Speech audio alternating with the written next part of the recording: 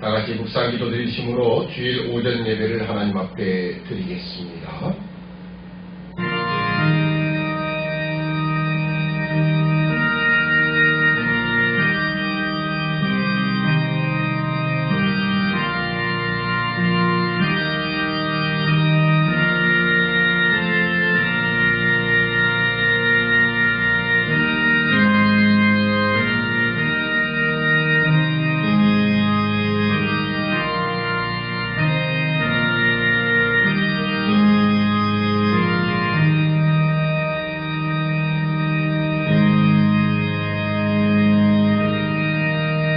우리가 굽혀 경배하며 우리를 지으신 여호와 앞에 무릎을 꿇자.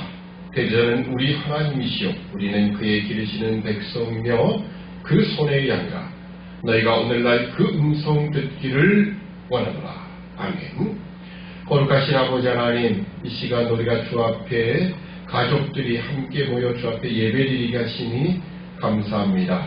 이 예배를 통하여 영이신 하나님께 영과 진리로 나아가는 이 한 시간 되도록 은총을 허락하여 주옵소서. 오직 성령 하나님께서 주장하시고 인도하셔서 하나님 아버지께만 영광 돌리는 시간 되기를 소원하며 예수님의 이름으로 기도드립니다. 아멘. 찬송가 11장 함께 찬송합니다. 시편 104편 함께 교독해서 보도록 합니다. 내 영혼아 여호와를 송축하라. 여호와 나의 하나님이여, 주는 심히 광대하시며 존귀와 권위를 입으셨나이다. 주께서 옷을 입음같이 빛을 입으시며 하늘을 휘장같이 치시며 물에 자기 누각에 들보를 얹으시며 구름으로 자기 수레를 삼으시고 바람 날개로 다니시며 바람으로 자기 사자를 삼으시며 화염으로 자기 사역자를 삼으시며 땅에 기초를 두사 영원히 요동치 않게 하셨나이다. 주께서 물의 경계를 정하여 넘치지 못하게 하시며 다시 돌아와 땅을 덮지 못하게 하셨나이다. 여호와께서 샘으로 골짜기에서 솟아나게 하시고 산사에 흐르게 하사 들의 각 짐승에게 마시우시니 들나귀들도 해갈하며 공중의 새들이 그 가에서 깃들이며 나무가지 사이에서 소리를 바라느노라. 저가 그 누각에서 산에 물을 주시니 주의 행사의 결과가 땅에 풍족하도다. 아멘. 사도신경으로 우리의 신앙을 고백드립니다. 전능하사 천지를 만드신 하나님 아버지를 내가 믿사오며 그의 외아들 우리 주 예수 그리스도를 믿사오니 이는 성령으로 잉태하사 동정녀 마리에게 나시고 본디오 빌라도에게 고난을 받으사 십자가에 못 박혀 죽으시고 장사한 지 사흘 만에 죽은 자 가운데서 다시 살아나시며 하늘에 오르사 전능하신 하나님 우편에 앉아 계시다가 저리로서 산 자와 죽은 자를 심판하러 오시리라. 성령을 믿사오며 거룩한 공예와 성도가 설교토하는 것과 죄를 사하여 주시는 것과 몸이 다시 사는 것과 영원히 사는 것을 믿사옵나이다. 아멘. 함께 기도드리겠습니다. 사랑의 아버지 하나님, 이 시간도 저희가 영과 진리로 하나님 앞에 나아가게 하시며 예배드리게 하시니 참으로 감사합니다. 우리의 영혼을 예수 그리스도의 피로 말미암아 구속하여 주시며 하나님의 자녀로 하나님을 아버지라 부를 수 있는 놀라운 특권과 은혜를 허락하여 주시니 참으로 감사합니다. 이 모든 은혜와 그 사랑을 우리가 찬양하며 부족함이 없도록 주님 인도하여 주시옵소서. 영원히 찬양받으실 하나님 아버지, 그 하나님 아버지 앞에 온전한 예배를 드리고자 하는 우리 모든 심령들마다 하늘의 신령한 은혜로 채워주시며 이 땅에서도 하나님 코로나19로 힘들고 어렵게 살아가는 모든 백성들, 그 가정과 또 사업과 일터 위에 주의 놀라운 손길로 함께하여 주시기를 소원합니다. 세상은 우리 믿는 신자들을 이제 손가락질하며 조롱하는 가운데 있고 또 날로 핍박하며 고통을 주는 가운데 있사온데 오늘 우리 모든 믿음의 백성들이 하나님 진정 원하신 뜻이 무엇인가를 올바로 깨닫게 하시고 그 하나님의 뜻에 부합하여 온전히 믿음의 길, 또 말씀을 순종하는 길로 나아갈 수 있도록 은총을 더하여 주시옵소서. 지난 날들 동안 우리 교회가, 또 우리 신앙인이 세상적인 번영과 세상적인 풍요를 우리가 앞세우고 나갔던 우리 어리석었던 모습들, 죄악된 모습이 있지 있는지 우리 다시 한번 주 앞에 고백하며 주의 백성으로서 온전한 데 나아갈 수 있도록 은총을 베풀어 주시기를 원합니다. 날마다 말씀을 묵상하며 그 말씀 따라 순종하게 하시며 그 말씀 앞에 오늘 우리가 온전히 복종함을 통하여 우리의 거룩함을 이루어가는 믿음의 백성들로 삼아 주옵소서. 우리 성도들 가운데 여러 가지 직장으로 여러 많이 힘들고 어려운 가운데 있는 성도들도 있습니다. 주께서 은혜 베푸시고 이 직장 안에서도 온전히 빛과 소금된 역할을 감당하는 믿음의 백성들로 그 앞에 온전히 정말 세상에 좀 아름답게 정말 그리스도인들을 빛낼 수 있는 자리에 나아갈 수 있는 우리 모두가 되도록 도와주옵소서. 이 시간을 주의 성령께서 함께 하시고 도우셔서 하나님 앞에 온전한 예배로 나아가게 하시며 주의 말씀을 통하여 깨닫는 은혜를 허락하여 주옵소서. 온전히 이 예배를 하나님께 영광 돌려드리길 소원하며 예수님의 이름으로 기도드립니다. 아멘. 하나님 말씀 요한복음 14장 1절로 14절 죄송해요. 요한복음 14장 1절로 4절까지의 말씀입니다. 요한복음 14장 1절로 4절 말씀 제가 봉독해 드립니다. 너희는 마음에 근심하지 말라. 하나님을 믿으니 또 나를 믿으라. 내 아버지 집에 거할 곳이 많도다.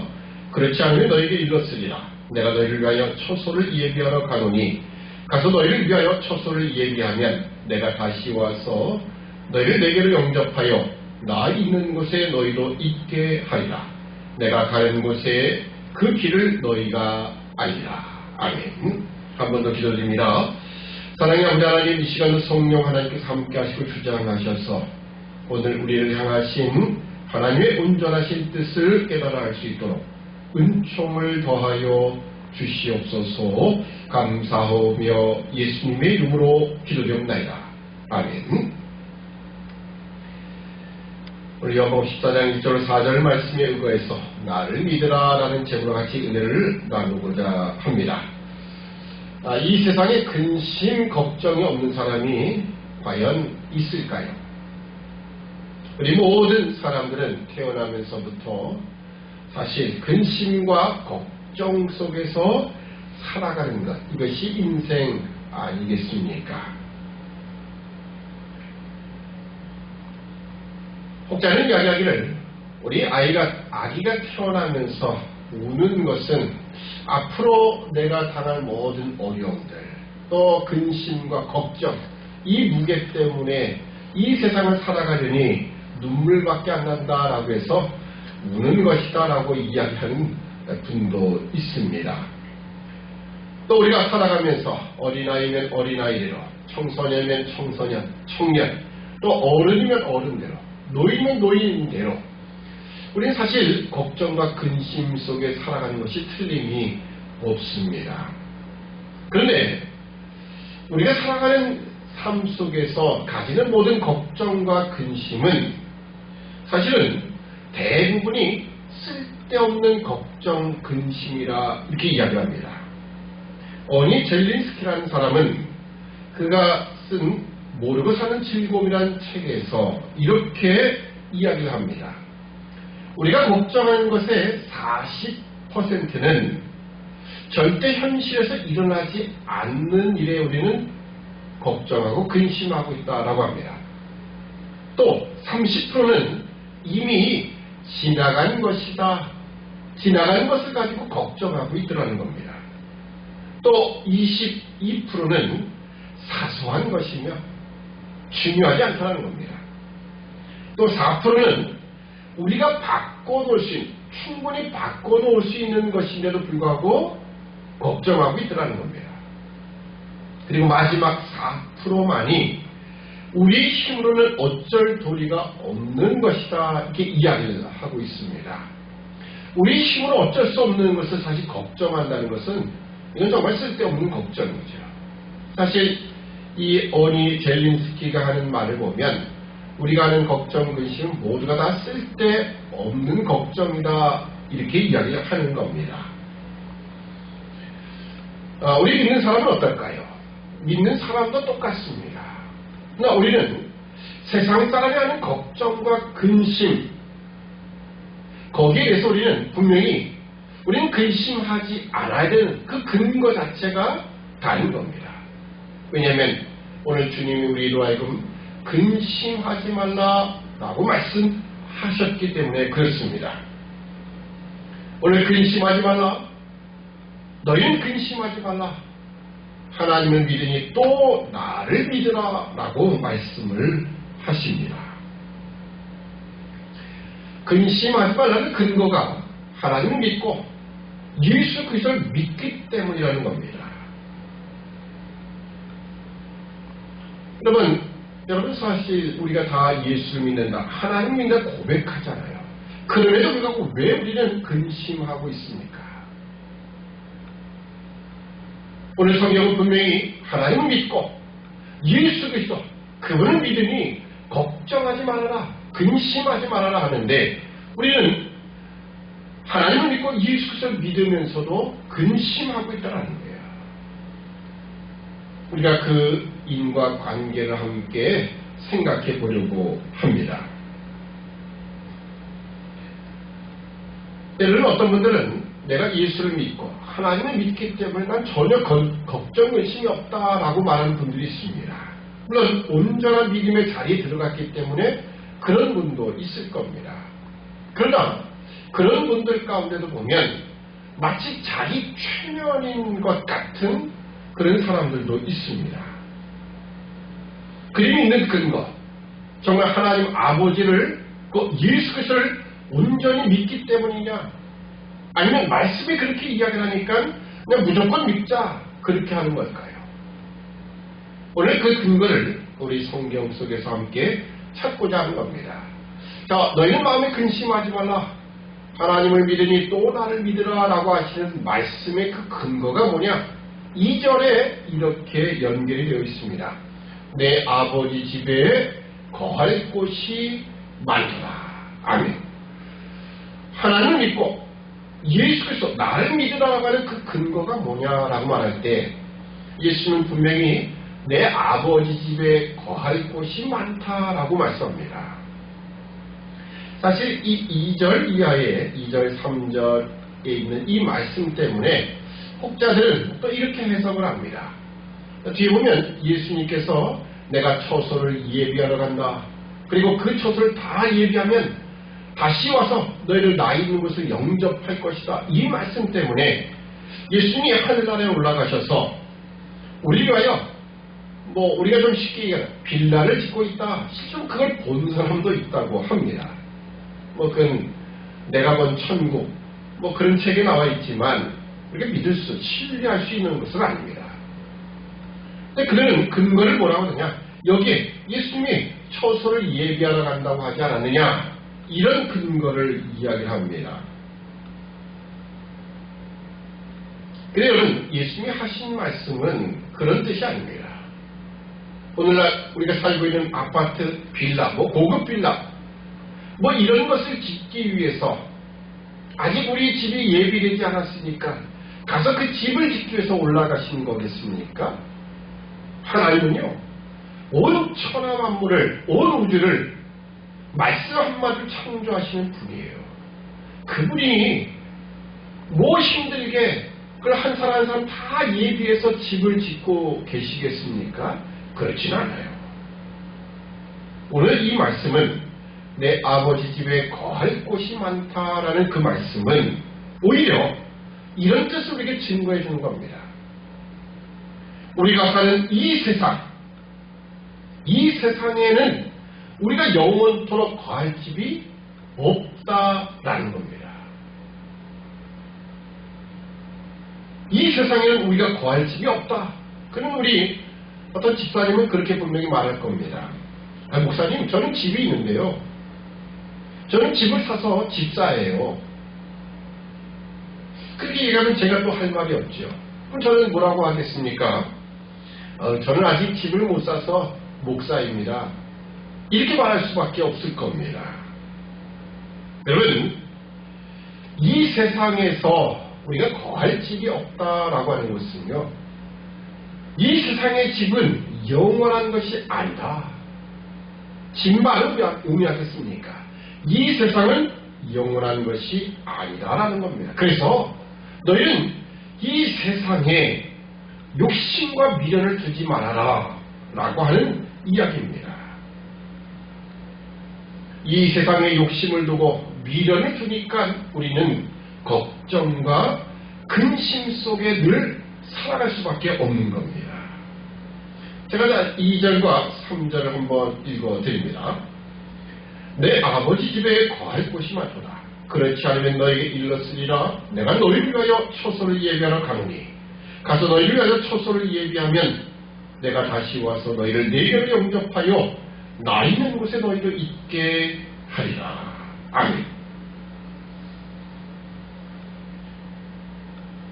예수님께서 영원한 처소를 준비하러 가신다라고 하는 그 말씀 속에는 오늘 우리에게 주는 의미가 이겁니다. 우리가 영원히 거할 그 새 하늘, 그 새 나라에 걸맞은 그런 사람으로 오늘 너희는 준비하고 있으라. 그런 뜻이 들어있는 겁니다. 예수님이 빌라를 지으러, 아파트를 지으러 가신 것이 아니라 오늘 우리가 좀 그 영원한 새 하늘, 새 나라에 우리가 마땅한 신자로서 거기에 들어갈 사람으로서 오늘 이 세상의 것들, 세상이 영원하지 않은 것들을 준비하려고 분주하고 바쁘고 근심 가운데 살지 말고 영원한 나라를 준비하는 사람으로 서 있어라 라고 말씀하는 겁니다. 우리가 영원한 하늘나라의 사람의 것들을 준비하는 자로 살 때 우리는 이 세상의 근심과 걱정을 다 내려놓을 수 있을 것입니다.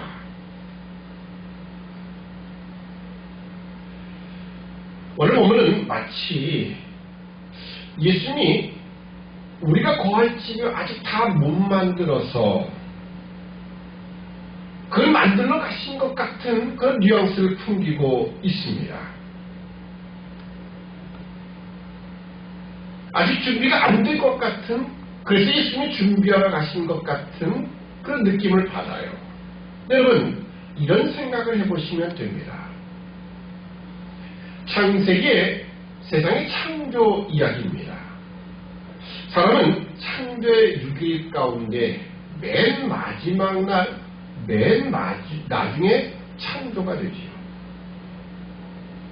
만약에 사람이 둘째 날이나 셋째 날에 지음받았더라면 어떻게 살아갔겠습니까? 물론 하루다 이런 생각을 해보면 그거 못 견디겠느냐라고 하지만 여러분, 하나님은 그렇게 하시는 분이 아닙니다.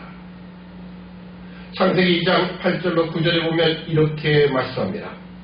여호와 하나님이 동방에 에덴의 동산을 창설하시고 그 지으신 사람을 거기에 두시고 여호와 하나님이 그 땅에서 보기에 아름답고 먹기에 좋은 나무가 나게 하시니. 아멘. 그러면 에덴 동산에 아름답고 먹기 좋은 나무가 나게 하셨다라고 성경은 기록합니다. 저는 아름다운 나무는 좀 이해가 되지요. 물론 뭐 과실수를 보기 참 아름답다라고만 봐도 되긴 합니다. 여러분, 아름다운 나무는 아름답게 정원을 꾸민다. 정원을 만든 사람에게는 참 그게 행복한 느낌을 가져다 주죠. 보기 좋다, 아름답다. 여러분, 과실수는 조금 다른 문제입니다. 먹기에 좋은 나무는, 여러분, 영이신 하나님은 먹으실 필요가 없어요. 그렇기 때문에 왜 먹기 좋은 나무를 만들었을까? 그 이유는 하나예요. 바로 인간을 위해서입니다. 아담과 하와를 위하여 아름답고 그리고 먹기 좋은 나무를 만드시고 거기다가 동산에 강이 흐르도록 하셔서 그들에게 모든 것을 다 준비하시고 그리고 살게 하신 겁니다. 만약 처음부터 아담과 하와가 자신의 힘으로 준비하고 책임지도록 했으면 어땠을까요? 그러나 여러분, 하나님은 미리 인간을 위하여 다 준비하시며 책임지시는 겁니다. 오늘 예수님이 초소를 예비하러 가신다는 것도요, 우리 그런 차원에서 이해하는 거예요. 단순히 빌라를 짓는 그런 개념이 아니라, 오늘 하나님은 내가 먹을 것, 입을 것 다 책임져 줄 테니 너희는 너희가 마땅히 해야 될 일을 하라라고 하는 거예요. 그래서 우리는 이 문제를 출애굽 문제, 출애굽 사건과 연결을 해보면 더 쉽게 이해를 할 것입니다. 여러분, 하나님이 친히 책임지시고 준비하시는 것과 인간이 책임지고 준비하는 것, 어느 것이 더 완벽하고 어느 것이 더 좋겠습니까? 당연히 하나님이 하시는 거죠. 근데 우리는 마치 내가 다 준비해야 될 것처럼, 내가 다 책임져야 될 것처럼 근심하고 걱정하고 있다는 거예요. 자, 출애굽 사건으로 돌아가 볼까요? 신명기 6장 10절로 11절 말씀입니다. 신명기 6장 10절 11절.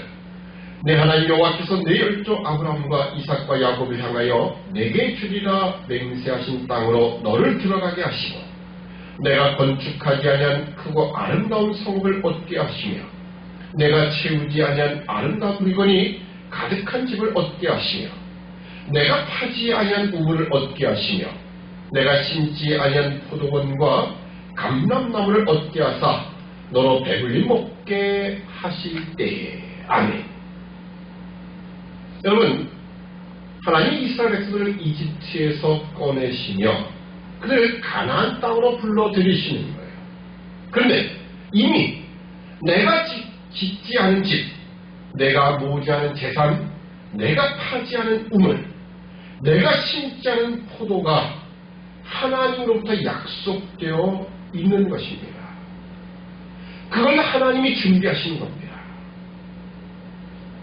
우리 책임은 이제 하나님이 우리를 죄에서 꺼내놓았으니까 그 다음부터는 내가 무엇을 하나님께 해드려서, 말하자면 성공해서 하나님께 효도하는 것, 그게 아니라는 겁니다. 하나님의 신자를 통해서 뭔가 그런 것들을 받기 위해서 하나님 우리를 구원하시는 건 절대 아닙니다. 오히려 신명기 6장 12절로 15절에 이렇게 말씀합니다. 앞에 말씀과 연결해보면, 너희가 짓지 않은 집, 너희가 얻지 않은 재물들, 너희가 파지 않고 너희가 심지 않은 우물과 그리고 모든 농산물들을 하나님이 주실 때에, 자, 뭐라고 연결되느냐?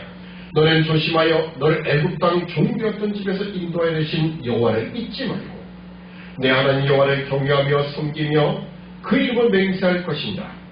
너희는 다른 신들 곧 내 사면에 있는 백성의 신들을 좇지 말라.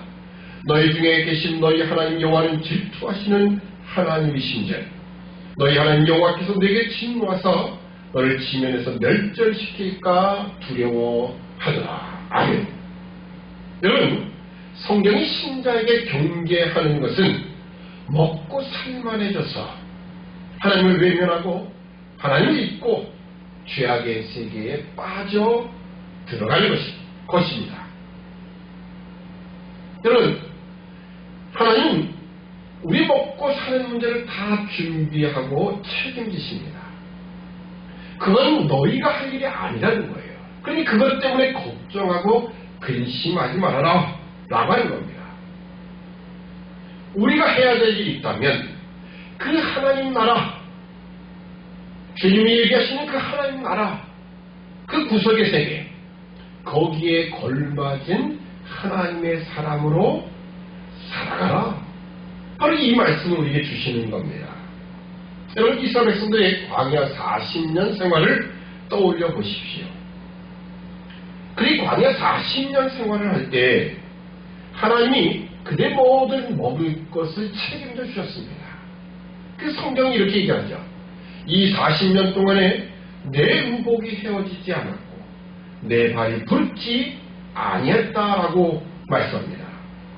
하나님은 만나를 먹이시고 그리고 반석에서 나는 물을 먹이셨습니다. 그러나 그들은 그것 가지고 하나님 앞에 항복하지 않아요. 왜 하나님은 반석에서 나는 물, 하늘에서 내린 만나로 그들을 먹이셨을까요? 좀 신비한 방법이다 그 차원이겠습니까? 물론 그것도 있겠죠. 여러분 여기에는 이런 차원의 이야기가 들어있습니다. 자, 여러분 만약에 전혀 가보지 않은 새로운 땅에 여러분 개척하기 위해서 간다. 그래서 전기도 없고 아무런 시설도 없는 곳에 가서 여러분이 살려고 하면 당장 물이 필요하겠죠. 그러면 물을 어디서 우물을 파겠습니까? 산 꼭대기에 가서 파겠습니까? 아니요. 이왕이면 낮은 지역에 가서 파야겠지요. 근데 하나님은요, 반석에서 물을 내시는 거예요. 여러분이 우물을 얻기 위해서, 물론 지금은 지하 안반수 400m 파고 들어가서 안반수를 퍼올린다 하지만 그것도 더 낮은 곳을 말하는 것이지 높은 설악산의 바위에서 물을 낸다 그건 아닙니다. 그건 가능하지 않죠. 근데 여러분 하나님은요 반석에서 물을 내시는 거예요. 지하 안반수가 아닙니다. 여러분 반석에서 물을 내신 하나님, 그건 인간적인 측면에서는 불가능하다, 그건 있을 수가 없는 일이야 라고 한다는 겁니다. 왜 하나님 하늘에서 만나를 내리셨느냐? 양식도 그렇습니다. 여러분 양식이 하늘에서 내려오는 것, 그리고 땅에서 솟아나는 것, 어느 것이 더 가능하겠습니까? 여러분 당연히 땅에서 나는 것은 그래도 가능한 겁니다. 여러분 산에 가보시면 여러분이 심지 않은 산딸기라는 게 있지요. 또 10만일이 찾고 있는 산삼도 사람이 뿌려서 나는 것이 아닙니다. 근데 저절로 생긴 거예요. 그러니까 땅에서는 그래도 저절로 생겨나는 것들이 있기 마련입니다. 근데 이런 하늘에서 양식이 내렸다, 그건 인간적인 측면에서는 불가능하다라고 하는 겁니다.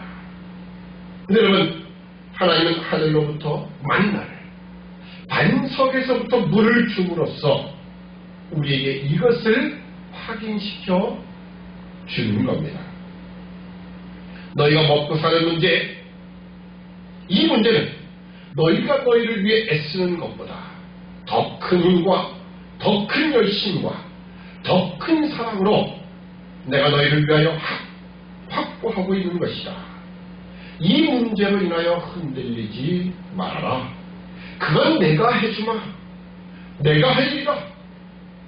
너에게 원하는 것이 있다면 나를 사랑하며 내 말을 지키며 나를 경배하라 라고 하는 것입니다. 여러분 이것이 우리 인간, 어느 신자가 늘 애쓰며 힘을 기울이며 긴장을 해야 할 유일한 책임인 것입니다. 하나님을 경배하며 그를 사랑하는 것, 그분의 명령을 지키는 것, 신앙생활이며 그것 외에는 아무것도 없습니다. 내일 아침에 뭘 먹고 사나? 여러분 그건 여러분이 할 걱정이 아니라는 거예요. 하나님이 하시는 일입니다. 무엇을 먹을까? 무엇을 마실까? 무엇을 입을까? 염려하지 말아라. 이 모든 것은 다 이방인들이 염려하는 것이요. 너희는 오직 그의 나라와 그의 의를 구하라. 오직 하나님의 나라와 그의 의가 우리의 최고의 관심사가 되어야 한다라고 말씀을 하는 겁니다. 오늘 본문의 이야기죠. 너희는 마음에 근심하지 말라. 하나님을 믿으니 또 나를 믿으라. 아멘. 여러분, 우리 신앙의 싸움은요, 그분을 믿느냐 이 싸움입니다.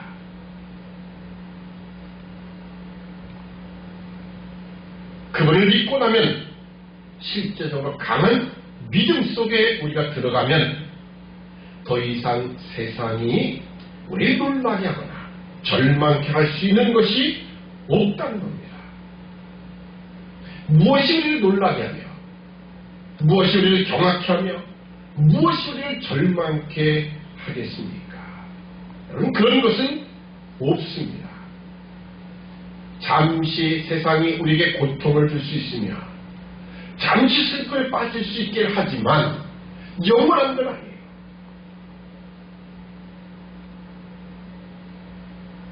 그러기 오늘 우리는 성령이 얘기하는 것과 같이 우리 얼굴에서 감사와 기쁨과 평안함을 빼앗아갈 수 없다는 거예요. 그런 신자의 얼굴에 근심이 있고 신자의 얼굴에 초조가 있고 신자의 얼굴에 불평이 있으며 신자의 얼굴에 수심이 드리워지는 것은 아직도 우리가 하나님의 자녀로서 미흡하다는 표이기도 한 것입니다. 여러분, 베드로 이야기 잘 알잖아요. 내일 아침에 당장 처형당할 겁니다. 그런데 그 밤에 아주 평온한 얼굴로 잠을 자고 있는 거예요. 이 세상이 전혀 빼앗아갈 수 없는 기쁨이 그 안에 있다는 겁니다. 여러분, 신앙이라는 것이 무엇입니까? 여러분은 하나님을 아버지라 불러서 이 자리에 와 있습니다. 예수 그리스도를 주라 시인하여 이 자리에 와 있는 거예요. 너희는 마음에 근심하지 말라. 하나님을 믿으니 또 나를 믿으라. 이 말씀을 여러분이 듣고 있는 겁니다. 하나님을 믿으니 또 나를 믿으라. 여러분, 하나님은 영이신 분이기에 우리가 그분에 대한 감이 잡히지 않아요. 그래서 하나님은 예수 그리스도, 그의 독생자를 인간의 몸으로 보내신 겁니다. 인간의 몸을 입고 오신 예수 그리스도가 하나님을 다 보여주시는 거예요. 그래서 나를 믿으라라고 말씀하는 겁니다. 오병이어로 5,000명을 먹이시며 12바구니에 가득 차도록 거두게 하신 주님, 폭풍우를 잠잠케 하시며 폭풍이는 바다 위를 걸으시는 주님, 중풍병자를 일으키시며 죽은 지 나흘이나 되어 냄새가 나는 나사로를 다시 살리시는 주님, 그분이 우리를 사랑하시며 우리에게 근심하지 말라라고 말씀하는 겁니다. 여러분, 그런 차원에서 우리가 근심하는 것은요, 어떻게 보면 죄요, 불신앙인 겁니다. 우리가 우리의 삶과 존재에서 가장 소중히 여겨야 할 것은 하나님을 사랑하고 그 하나님을 두려워하는 것입니다. 그리고 그 모든 것을 우리 자녀에게 가르쳐야 하는 겁니다. 근데 여러분, 우리 한국교회는 그것을 하지 않았어요. 왜 교회마다 뭐 큰 교회도 있고 그리고 주일학교가 좀 많은 교회도 있을 겁니다. 그러나 전반적인 한국교회 상황을 보면요, 자녀들이 교회 나오지 않습니다. 아니, 부모들이 자신의 자녀가 교회에 나오지 않아도 별 관심이 없어요.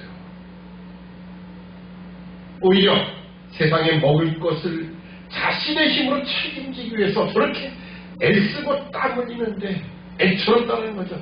뭐 이렇게 아깝고 힘든 시간에 잠을 설쳐가며 쉬어야 될 시간에 여기까지 나올 필요가 있겠느냐라고 하는 것 같아요. 오늘날 목사가 하는 일은 우리 젊은 세대, 아이들 세대에서 한 일이 없는 것 같아요. 기껏 해봤자 유아 세례 주는 것, 그리고 학습 세례 주는 것, 거기까지 끝인 것 같습니다. 또 기껏 해봤자 결혼식 주례를 서는 거죠. 여러분, 요즘은 결혼식 중에도 이 젊은 세대는요, 목사에게 해달라 하지 않습니다. 근데 자신들끼리 알아서 해요. 자신들끼리 친구, 사회 보게 하고, 그리고 자기들끼리 알아서 북치고 장구치고 다 해버립니다. 그러다가 마지막 죽음의 장례식은 또 목사에게 부탁을 하지요. 목사가 거기서 이제 끝인 것 같아요. 여러분, 과연 그렇습니까? 목사가 그거겠습니까? 아니에요. 여러분, 교회는 어떤 곳입니까? 왜 우리가 교회에 오는 것이죠? 여러분, 오늘 이 시대는 교회가 마치 많은 신자들이 그저 세상에서 돈 벌고 살다가 가끔 불쌍해서 돈을 던져주는 곳, 그렇게밖에 안 돼 있어요. 여러분, 목사가 먹고 살 일이 없어서 이 일을 하고 여러분에게 돈을 얻기 위해서 일을 하는 겁니까? 아니에요. 여러분이 여기서 해야 될 일은 여러분의 삶의 목표와 원리와 자세를 배우는 거예요. 근데 그걸 하지 않는다는 거예요. 자녀들을 가르치질 않고요. 누구의 책임이라 할 수는 없습니다. 누구 때문에 핑계낼 수도 없는 것이고요. 여러분 스스로에게 물어보고 여러분 스스로가 자신이 손해보고 있다는 것을 느껴야 할 것입니다. 여러분, 하나님이 허락하신 가나안 땅에 들어가지 않고 광야만 뺑뺑 돌고 있는 거예요. 여러분, 여러분의 믿음을 점검하십시오. 광야 40년 생활 뺑뺑 돌다가 거기서 그냥 죽고 끝날 것입니까? 아니면 하나님이 허락하신 복된 땅, 언약의 땅, 젖과 꿀이 흐르는 그 땅에 들어갈 것인가? 여러분 스스로 믿음을 점검하셔야 돼요. 하나님을 믿는 것처럼 나는 예수 그리스도를 믿고 있는가? 그 믿음이 이 세상의 걱정과 근심, 뭘 근심하고 있는가 확인해 보는 겁니다. 여러분, 코로나19로 인하여 우리는 많은 어려움을 당하고 있습니다. 그러나 그 어려움 가운데 가장 큰 어려움은 여러분의 믿음이 세상에 먹고 사는 문제로 인하여 흔들리고 근심과 걱정에 붙들려 있다는 현실입니다. 코로나 바이러스에 감염되면 어떡하지? 그날 죽으면 어떡하지? 직장에서 잘리면 어떻게 되나? 여러분, 이게 아닙니다.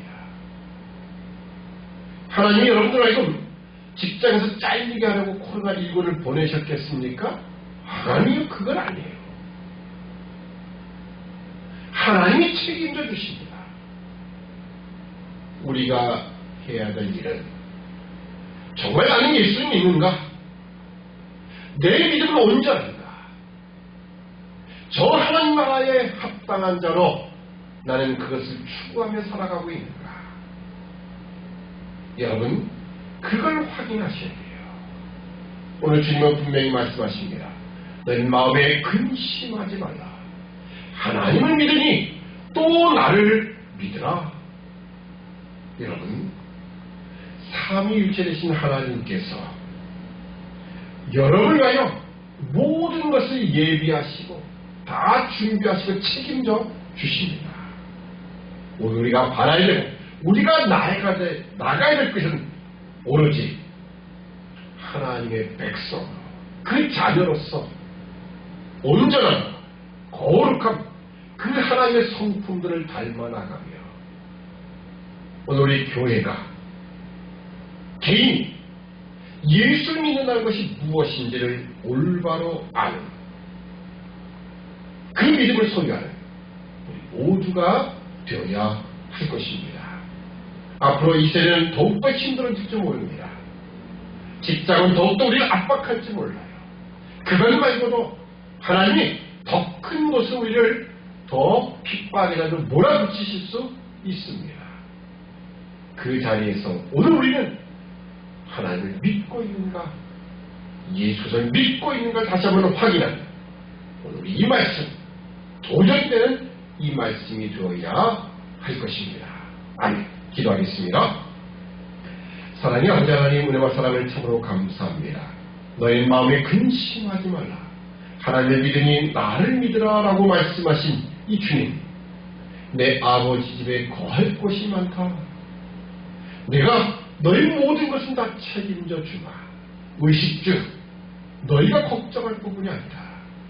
내가 그것을 다 책임져 줄 테니 너희는 오로지 하나님 나라와 그 의를 구하며 그것이 최고의 관심사로 이 땅을 살아가라 라고 말씀하시는 것임을 오늘 우리가 함께 확인해 봤사오니 오늘 우리 믿음의 현주소가 어딘가를 확인케 하시며 우리의 부족한 부분들, 못난 부분들 다 내려놓게 하시고 이제 하나님을 향하여 예수 그리스도를 향하여 온전한 믿음의 길로 걸어가는 우리 모든 믿음의 백성 되도록 도와주옵소서. 감사하며 예수님의 이름으로 기도드립니다.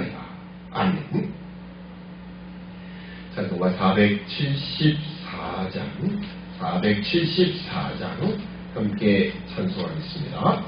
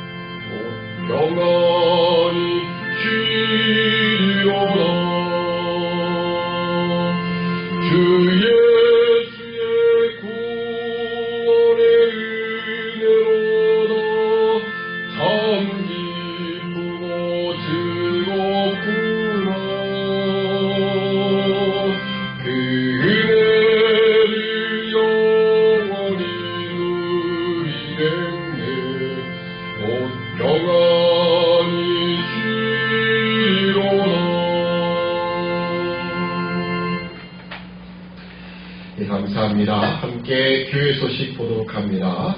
우리 가족과 함께 말씀을 전파합시다 라고 인사 나누시기 바랍니다. 네, 교회는 코로나19 방역수칙을 철저하게 지키고 있습니다. 그래서 우리가 좀 더 이 방역수칙을 잘 지키기 위하여 안내위원도 우리가 4명으로 더 세분화해서 정확하게 지키고 있고요. 세상에서 이야기하는 것처럼 교회가 감염의 온상이 아닙니다. 교회는 오히려 더 잘 지키고요. 전체적으로 보면 교회가 사실 그렇게 많이 나온 게 아닙니다. 근데 교회가 마치 이 코로나 감염의 온상인 것처럼 자꾸 보도가 됨을 통하여 우리 성도들이 오해를 하고 있는데 또 세상이 오해하죠. 그렇지만 우리가 다시 한번 기억하며 우리 방역수칙을 잘 지키고 있는 것, 그래서 우리가 1부, 2부로 특별히 나누어서 각자가 자기가 다 이름표가 있어요. 그렇게 하고 있는 겁니다. 우리 주일학교도 철저히 마스크와 그리고 거리두기, 손소독을 잘 하고 있고요. 여러분 이 주보도 잘 이용하시면 좋겠습니다. 우리 가정에 있는 분들에게 직접 주보를 배달하지 못하지만 카톡으로 제가 새벽 예배 내용들을 잘 이렇게 다 보내고 있습니다. 유튜브에 올라간 동영상 설교를 못 들으실 분들, 왜냐면 한 20몇 분씩 들어야 되니까 짧게라도 이 글로 한 1분, 2분만 읽어도 다 읽습니다. 그렇게 해서 읽어서라도 우리 하나님 말씀 좀 더 가까이 나가는 우리 모두가 되어야 할 것입니다. 화상 성경 공부는 준비하고 있는 가운데 있는데 여러분이 웹엑스 미트라고 하는 어플이 있습니다. 웹엑스 미트 주보에 제가 영문으로 적어놨습니다. 그래서 그 어플을 설치하면 설치가 다 되면 아마 그 사용법들을 제가 같이 해서 그런 이제 화상으로 성경 공부를 할 수 있을 거라 보여집니다. 왜냐하면 이런 상태라면 언제 이 코로나19 사태가 종식될지 아무도 모르겠습니다. 그런 면에서 우리가 이런 면으로 이런 방법으로 또 성경 공부를 하고자 하니까 여러분도 준비해 주시면 감사하겠습니다. 우리 함께 기도드리겠습니다. 사랑의 아버지 하나님, 은혜와 사랑을 참으로 감사합니다. 오늘도 주 앞에 하나님 백성 나아가게 하시며 또 가정 안에서 또 함께 가족이 예배드리게 하시니 감사합니다. 우리 하나님이 요구하시는 아름다운 예배로 드리며 부족함을 또 도와주시고 또 우리가 물질을 드림을 통하여서 주의 몸된 교회가 또 하나님 또 세계 선교하는 일까지 모든 일에 귀하게 쓰임받도록 은총을 더하시며 또 직장들, 사업장들 위해 주께서 은혜 베푸셔서 힘들고 어려운 시대를 살아가는 우리 모든 성도들과 가정 위에 하나님이 예비하시는 손길이 무엇인가를 확인하는 믿음의 기회가 될 수 있도록 은총을 더하여 주시옵소서. 감사하오며 예수님의 이름으로 기도드립니다. 아멘. 찬송가 4장 찬송 후에 축도로 예배 마치겠습니다.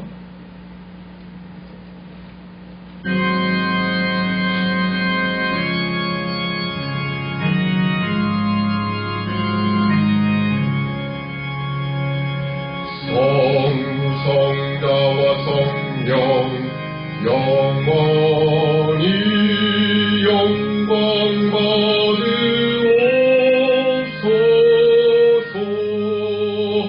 대초로 지금까지 또 길이 영원 무드